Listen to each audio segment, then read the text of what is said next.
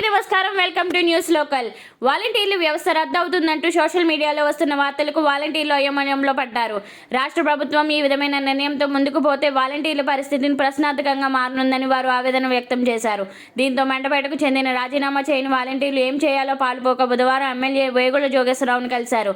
దీంతో ఎమ్మెల్యే వారితో మాట్లాడి దీనిపై ప్రభుత్వం ఏ విధమైన నిర్ణయాన్ని తీసుకోలేదని, కరోనా సమయంలో మీరు చేసిన సేవలు ప్రశంసనీయమని, అటువంటి మిమ్మల్ని దూరం చేసుకునే ఆలోచన తమకు లేదన్నారు. ఏది ఏమైనా వారి విజ్ఞప్తిని ప్రభుత్వం దృష్టికి తీసుకెళ్తానన్నారు. దీంతో వాలంటీర్లు వేగుళ్లకు కృతజ్ఞతలు తెలియజేశారు.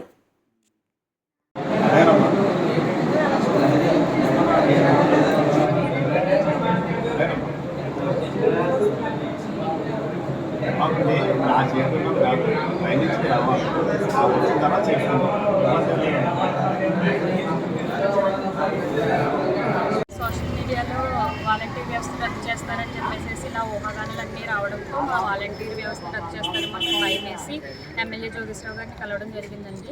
సో ఆయన మాతో మాట్లాడారు. సో మా వాలంటీర్ వ్యవస్థ మేము సపోర్ట్ చేస్తాము. సో మీ పైనుంచి అఫీషియల్గా ఇంకా ఏమీ రాలేదు కాబట్టి మేము కూడా పైన చెప్తాము మీ గురించి.